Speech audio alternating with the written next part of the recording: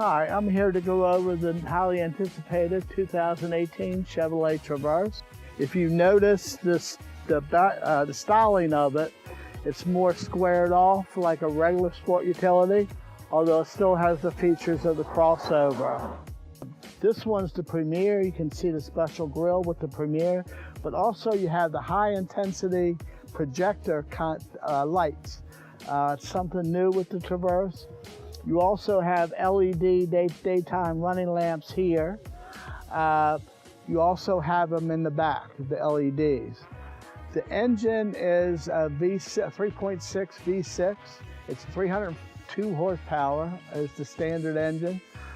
There's also going to be a 2.0 turbo come out in the RS version later in the fall. The transmission is a 9-speed transmission. Again, the reason why they have so many speeds is so it gives out the gas as it's needed through all the different gears. And then, of course, that's what gets changed when you turn those knobs inside, when you go to the snow mode or Toho mode. But it's a 9-speed transmission, and that's standard. One of the new features is the IntelliBeam headlights, where if the truck picks up that it's a dark area, your high beams will come on automatically.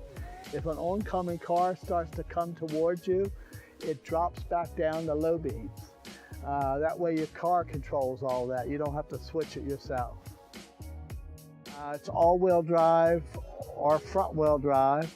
All-wheel drive is a choice now where you actually turn it into all-wheel drive. It's not automatic like it used to be.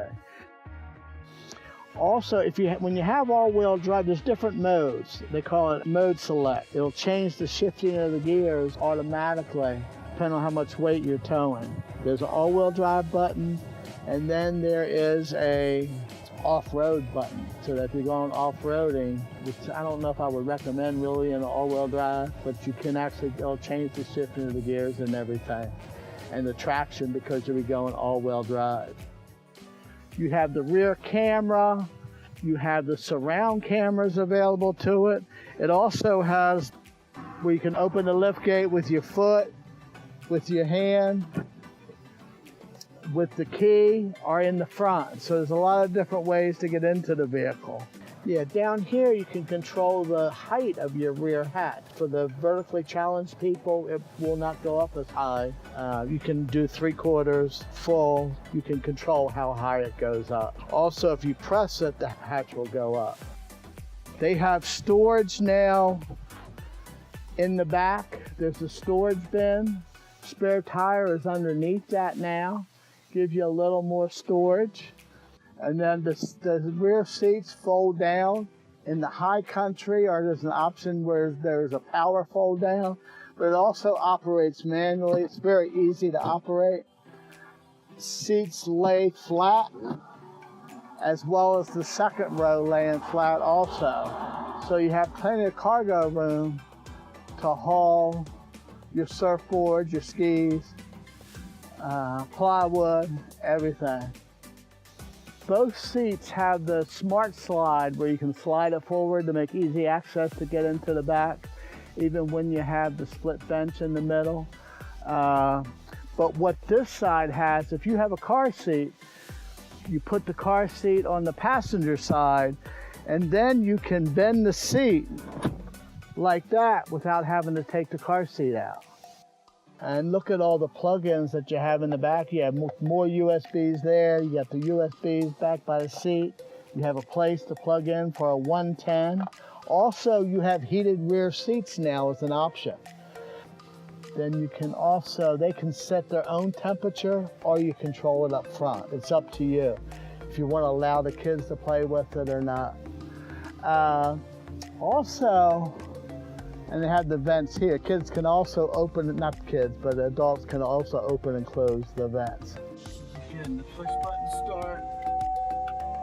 I'll show you the sunroof.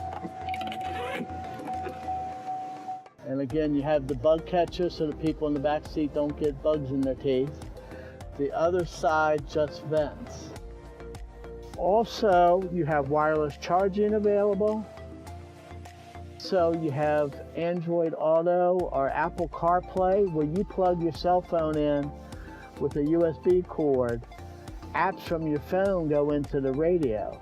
Now this one has navigation, but if you have maps on your phone, your maps will come in here and you can use the maps you're most familiar with instead of using the nav that's already built in.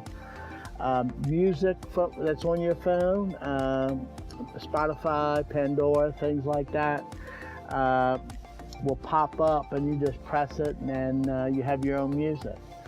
The Apple CarPlay and the Android Auto is something that needed to be put into the Traverse.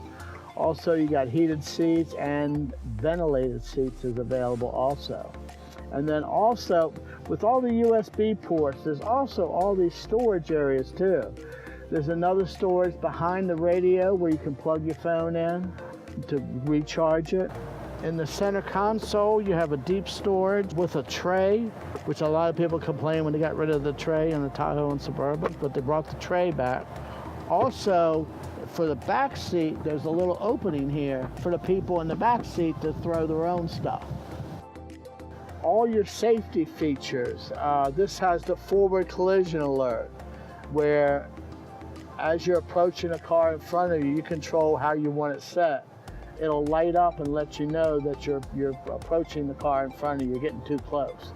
Also, it has adaptive cruise control, where it'll keep you the same distance between the vehicle and the front. That car will actually control that, where you have the same gap between you and the car in front of you. One feature that the GM vehicles have that we're getting a lot of publicity about is that when you turn the vehicle off and you've opened the back door either 10 minutes before you started the car or any time after the car started, there's a reminder to look in the back seat.